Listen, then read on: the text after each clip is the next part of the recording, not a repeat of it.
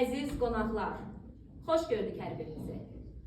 Bugün biz Abşeron rayonu Masazır kənd 30 saylı Körpələr evi uşaq bağçası olaraq milli mənəvi dəyərlərin qorunması ilə bağlı bir tədbir hazırladıq.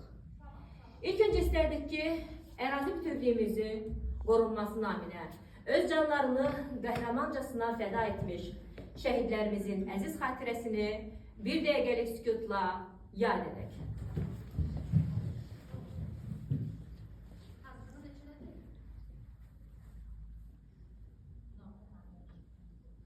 Allah şəhidlərimizə rəhmət etsin.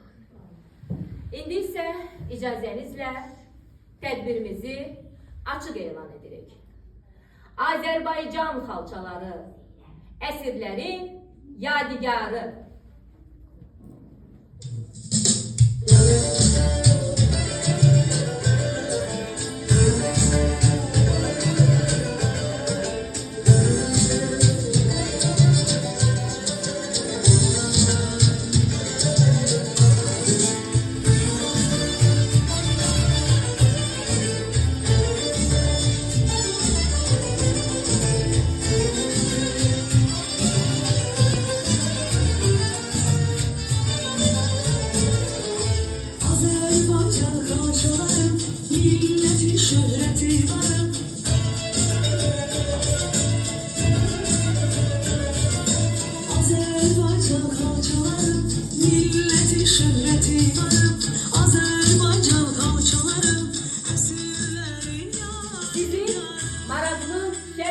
Dünyasına seyahat etmeye ve özünüzü sonsuz sehirli xalçada hiss etmeye dəvət edirik.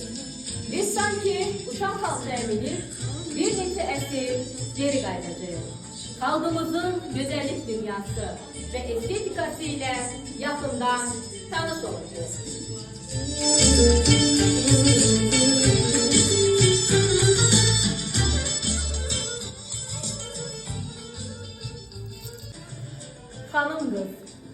Xanım qız toxucum sən ol, mənə xalı toxu, əlvan bir xalı. Gəlindən ismətli, qızdan həyalı, ətri təravəti çiçəkdən olsun. Bütün keçidləri, döndərmələri, bütün ilmələri ürəkdən olsun. Mənə toxuduğum yaşıl xalıda üfüqdən üfüqə süzmək istərəm.